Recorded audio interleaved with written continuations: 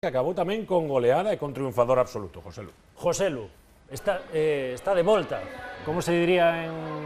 He's back. It's back. Joselu is back. Bueno, nunca se foi, porque xa levaba 7 goles, que non estaba mal. Parecía que non estaba, pero levaba 7 goles, claro.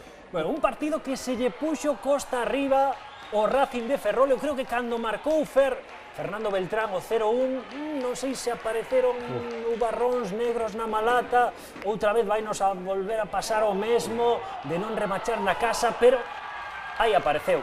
Non sei se é o mellor goleador da categoría, se tiña que estar máis arriba, pero bueno, É un debate que non se acaba de pechar. Joselu é O que é certo, un goleador insaciable. na temporada na que está a ser máis criticado en Ferrol, mira que leva xa 11 goles, Un máis que Cristiano Ronaldo. que non está a ser criticado en Madrid. De momento. Aí estamos a ver. Facenda. Gol a saída dun córner, gol con remate cruzado, e seguramente o que máis lle gusta a Joselu, que é xogando contragolpe, eses goles en carreira, porque ten un golpeo que é absolutamente maravilloso. Que hai que poñer aí, Xusto no sitio, Sí. Delicioso o toque. Ese é un golazo. Foron 3 goles en menos de 10 minutos. A remontada do Racing. E un Racing que incluso puido marcar un cuarto, fíxate, o toque de Dani Benítez e o remate de Joselu. Outro que ten poca calidade. E que se xuntan dous factores, que Dani Benítez estivese fora do equipo... Un xogador moi, Sí, para mí, fundamental, porque o Racing non ten esos xogadores de banda, non? E con el consiguen moito, non? Bueno, recurtou diferenzas co gol de Hugo o Coruxo, pero outra vez, xogando a carreira, balón en longo para Joselu. E aí botas un balón e este, pois, non falla. Este factura. Sí.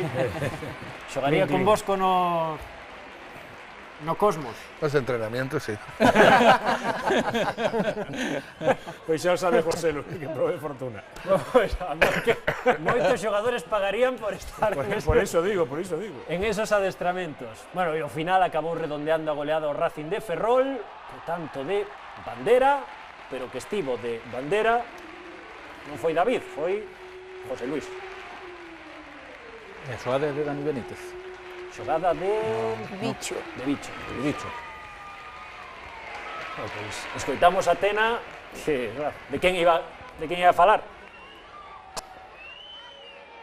Bueno, José Lu, yo creo que no tiene que demostrar nada a nadie. José Lu lleva ya mucho tiempo marcando muchos goles en todos los equipos que ha estado, Compostela, aquí los 3 años, todos los años siempre suele hacer una media de 15 a 20 goles y eso es garantía para el club.